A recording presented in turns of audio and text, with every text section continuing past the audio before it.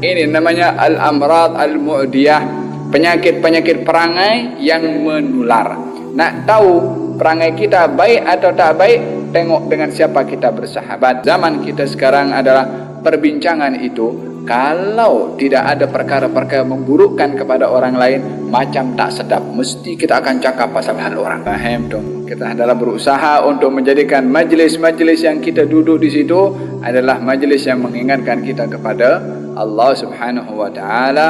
Gal wasiat Luqman al-Hakim kepada anaknya, wahai anakku, duduklah dengan ulama dan bersamalah dengan para hukama, ahli-ahli hikmah. Sesungguhnya Allah akan menghidupkan hati seseorang dengan cahaya ilmu, seperti mana Allah Subhanahu wa taala akan menghidupkan bumi ini dengan turunnya hujan. Kita selalu diperdengarkan tentang satu hadis Nabi SAW berkenaan dengan orang yang duduk dengan orang yang baik. Orang duduk dengan orang yang baik. Humul qaumul ladzi la yashqa bihim jalisuhum. Mereka orang yang duduk bersama dengan orang yang baik tidak akan dihampakan oleh Allah Subhanahu wa taala. Duduk saja dengan orang yang baik tidak dihampakan oleh Allah. Akan dapat berkat yang didapat oleh orang yang baik walaupun dia orang tak baik.